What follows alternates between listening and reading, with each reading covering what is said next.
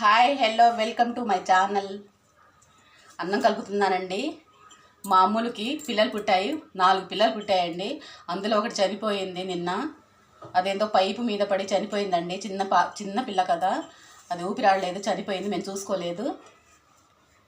ఇది ఫిష్ తెచ్చాను, fish egg fry చేశాను.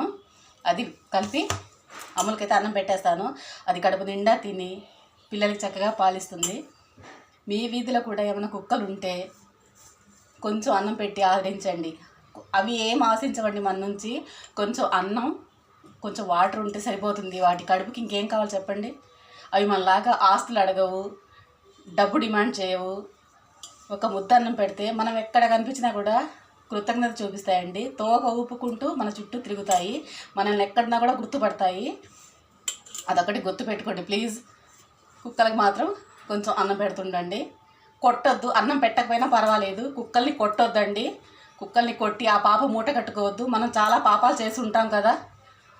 ఇది కూడా ఇంకో పాపం అండి మనకు. మూగజీవాల్ని కొడితే చాలా పాపం తగులుతుంది. అందుకని చెప్పేసి మూగజీవాల్ని కొట్టకండి. చాలామందిని చూశాను, పిలుస్తారు, వాళ్ళ పిల్లలకి అన్నం పెట్టుకునే దాకా కుక్క తోకాడుకుంటూ అక్కడ ఉంటే పిల్లలు అన్నం తింటారు. వాళ్ళ పిల్లలు అన్నం తిన్న తర్వాత కర్రలతో కొడుతుంటే నేను చాలాసార్లు చూశానండి. కాకపోతే ఏమి అనలేక, వాళ్ళ జోలికి వెళ్ళలేక చాలా సైలెంట్గా ఉన్నాను నేను. మీరు అలా చెయ్యొద్దు. అన్నం పెడితే పెట్టండి, లేకపోతే వదిలేయండి, అంతవరకే. కానీ వాటిని కొట్టడం, హింసించడం మాత్రం అస్సలు చేయకండి ప్లీజ్ అండి. ఇది నా రిక్వెస్ట్. ఇప్పుడు కలిపాను. మామూలుగా కడుపు నిండా అన్నం పెడతాను. చూడండి, అది కూడా చూపిస్తాను మీకు. మా అమ్ములు కడుపు నిండా అన్నం ఎలా తింటుందో కూడా చూపిస్తానండి. దానికి నాన్ వెజ్ అంటే చాలా ఇష్టం. పెరుగన్నం కూడా తింటుంది, కాకపోతే చాలా కొంచెమే తింటుంది. అది కడుపు నిండా అయితే అస్సలు తిందు.